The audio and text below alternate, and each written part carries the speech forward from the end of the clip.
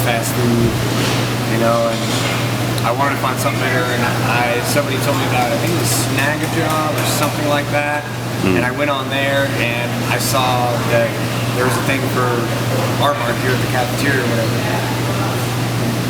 here at the college cafeteria, and I said, I was like, well, that sounds good to me. It took me like 3 weeks to get on because they had to like interview me and then run my background check and all that stuff. But I don't really make more than I made doing those jobs. But like, I really like this place. The management team's been really good, and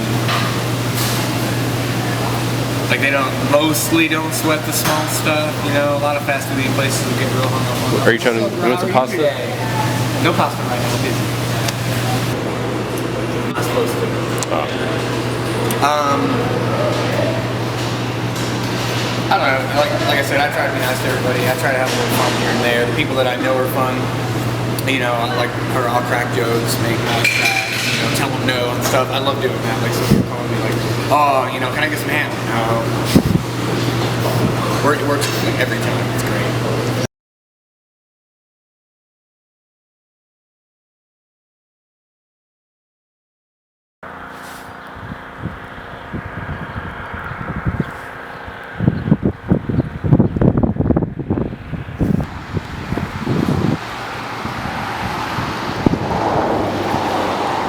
Basic stuff everybody does.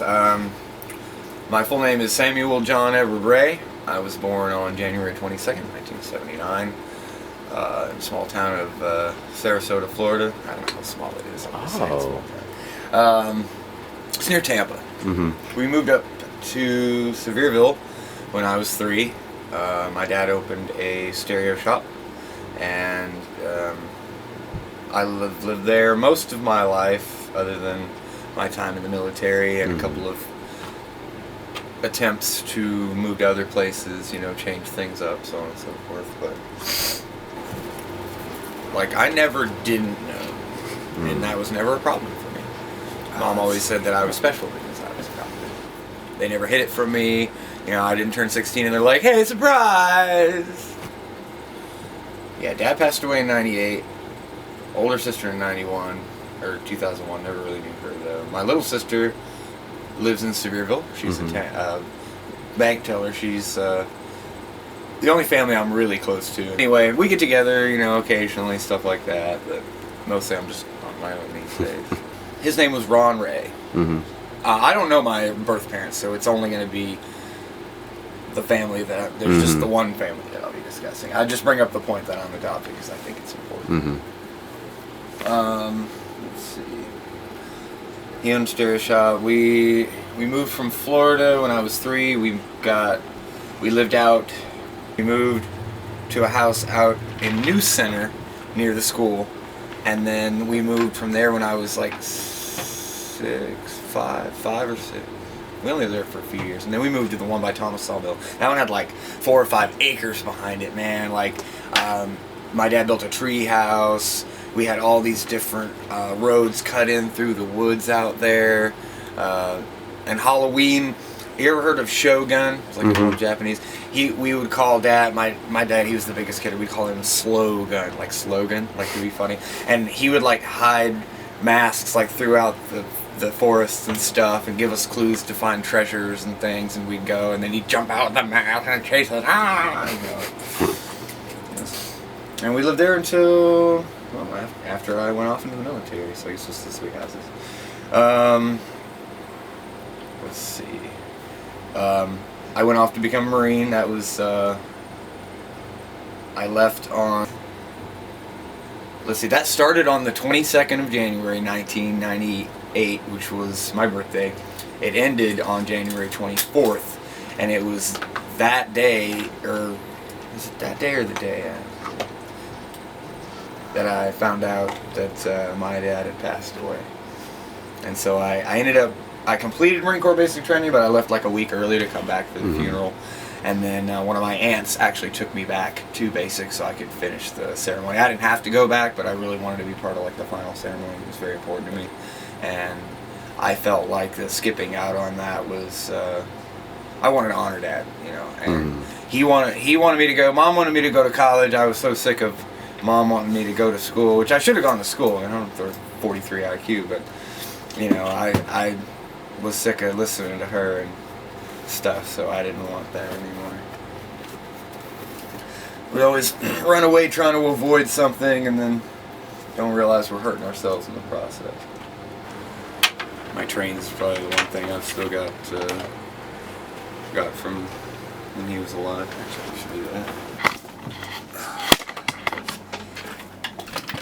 A little disheveled, but it's quite the collection. Engines, trains, tracks. Dad had all this stuff when we were kids. The old 80s Amtraks. Some of the wheels are popping out, but that's okay. Once you set them down, they're fine.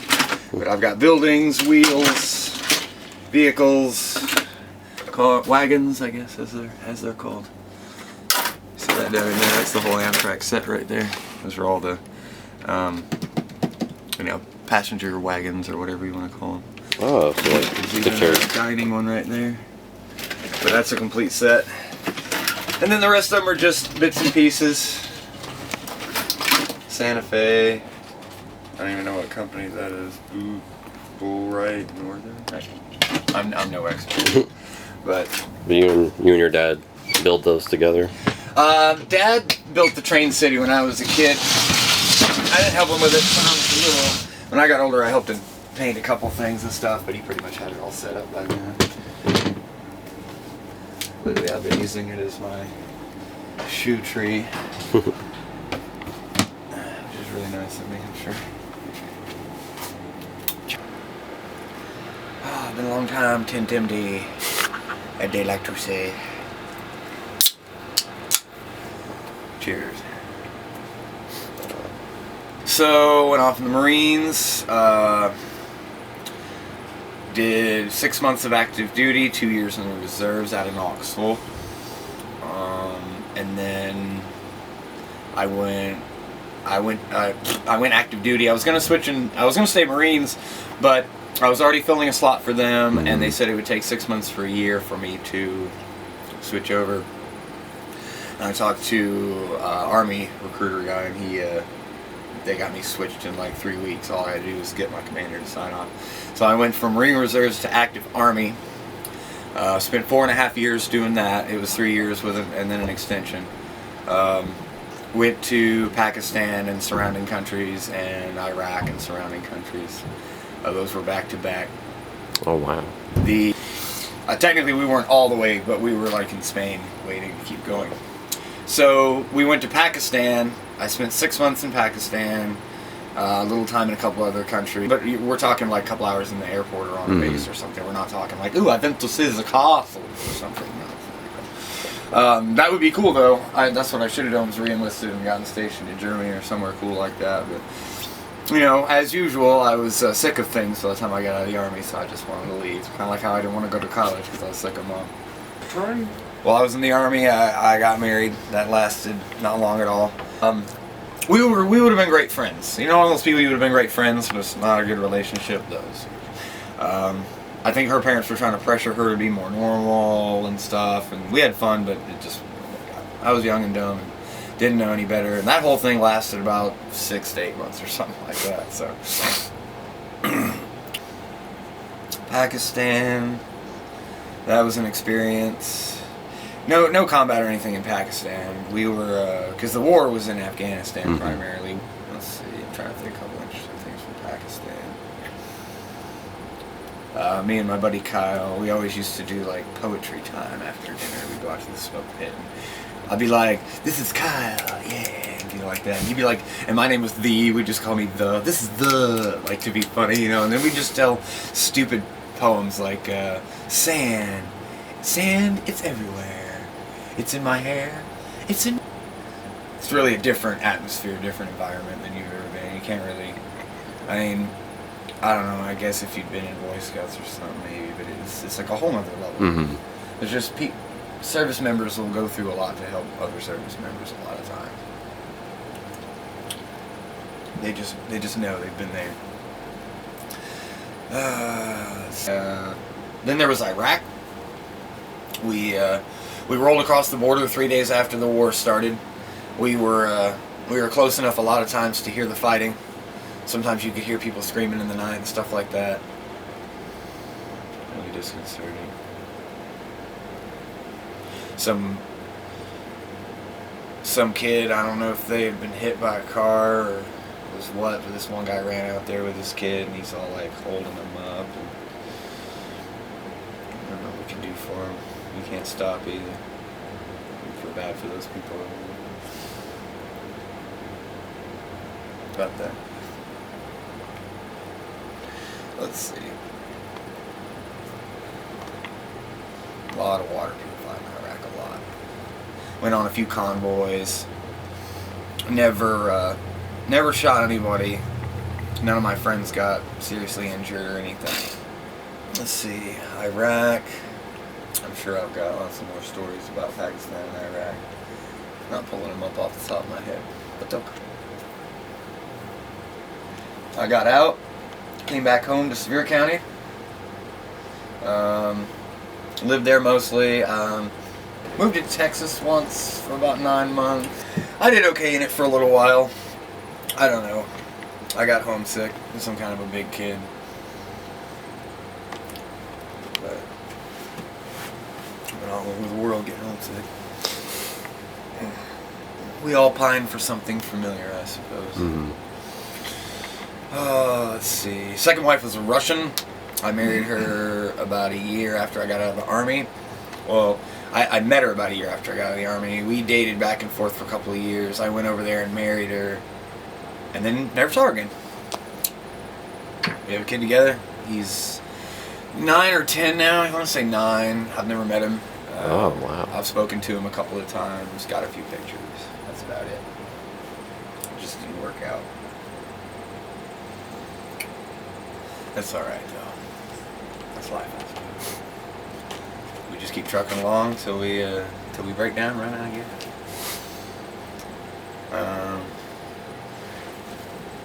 Spent a lot of time in the bottle, like a lot of time in the bottle. That was one of the reasons I had to move away from Gatlinburg, man. I was just getting drunk like all the time. Mm-hmm. I didn't care, you know. I was spending a lot of time dressing up and stuff, and it was I don't know, it was kind of that was a crazy period. Mm-hmm. Lost several jobs from drinking and stuff like that. Just couldn't quite separate, you know.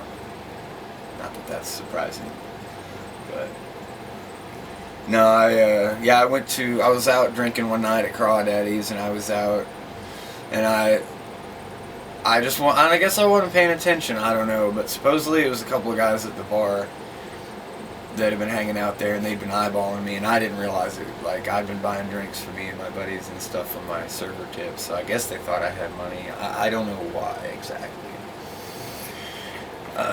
I was very verbose up there. It could have just been a hate crime. I did a lot of crazy stuff, like I'd go out in skirts or stretchy pants, shit like that. Like, I didn't give a damn. Just for fun.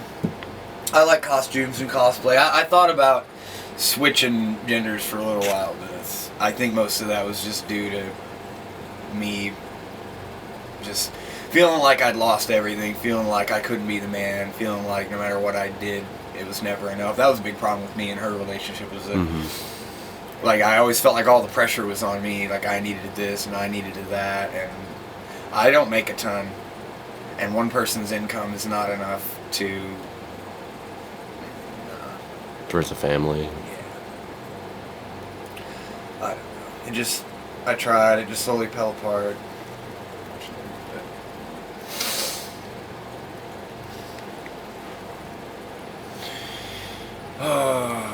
And then I moved out here a few years back. Just needed to get away from all that. I just, living in Gatlinburg, I mean, just couldn't manage my bills, just drinking all the time. I was working as a server, so I was making like nightly money, and it's really hard to put that away, especially when you go out and want to go out and blow it and stuff like that. So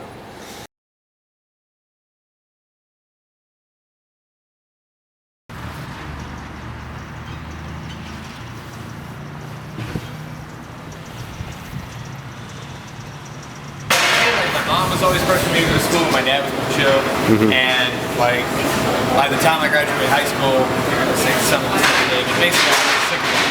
And so like this last year, it was like last fall, and I was just thinking about a lot of stuff, and I was like, what if I was 18? You know, what if I didn't go in the military? What would I be doing? And I was like, going to school. I don't know, just like I said, I find myself not making a lot of money. I feel like I'm a fairly intelligent, personable person.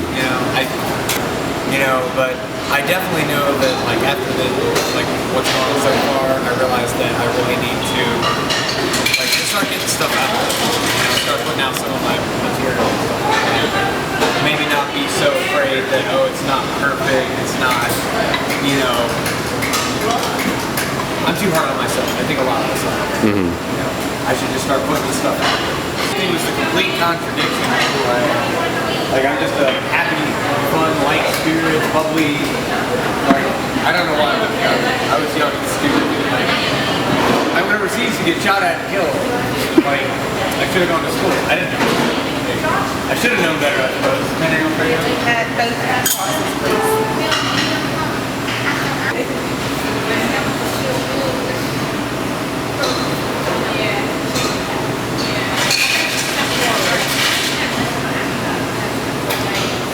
I just hope I can keep an acting gig. There's going to be a lot of education for something that may not be a steady paycheck. So, probably going to do not business management, non-profit organization management or something like that. There are apparently classes in student degree that works with the theater. So like I could be a theater manager. Oh.